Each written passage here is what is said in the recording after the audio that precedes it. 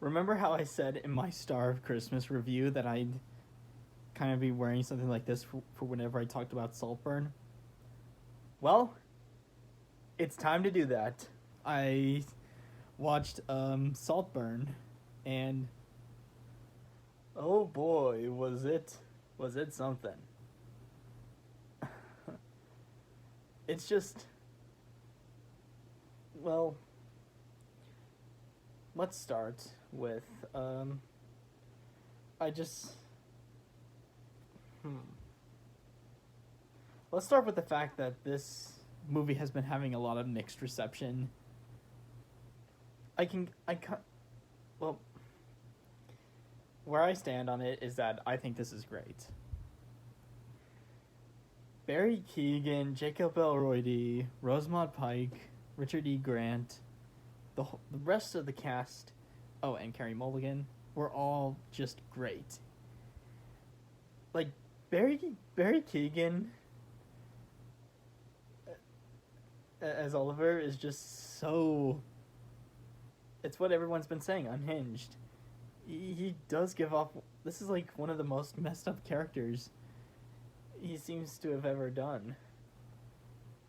With that said, I really do hope Keegan doesn't keep getting typecast as unhinged characters.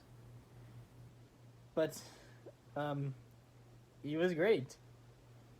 Do you know who else was great? Jacob Elroy. He was just. He had one of the best performances, and he's on my list of celebrity crushes.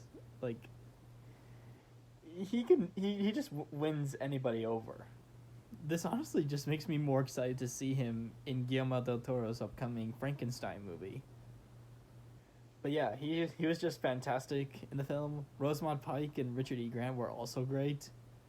All the other actors just did such a great job. I also love how. Okay, I'm just gonna say the director's name because I don't know how to pronounce the director's name. Like, just instinct, or like just, on off of memory, but I really love her directing. And I love how she chose to record this or film the movie in the 4x3. I think that's the best way. I think that's the best way Saltburn looks. And she was right about having it kind of feel like you're peeping in. Because it does feel like you're kind of going through a door, like a little door lock. And I just love that attention to detail. The score was also really nice. The locations they chose were just great ones. Oxford, and the building used as Saltburn. It's just a nice looking film. Oh, speaking of that, the colors in here are just popping. Like during party scenes. Or just like during party scenes, non-party scenes. Like, there's so much amazing lighting. And the colors that they use are just fantastic. It's one of the best. I wouldn't say it's like the best looking film of 2023. I do think that goes to other films like Poor Things, Across the Spider-Verse, and The Creator, and The Holdovers. But it is one of the top. It is in my top 10 favorite looking movies of the last year. Let's see. Where I do think, all right, I know it's not perfect. I do think it is just a tad bit long. But you know what? I think that's my only complaint. I love this, and I wasn't expecting an ending of just Barry Keoghan dancing around naked. You know what? That's how all movies should end. Just have someone dancing around naked in joy to murder on the dance floor. Because you cannot feel the groove.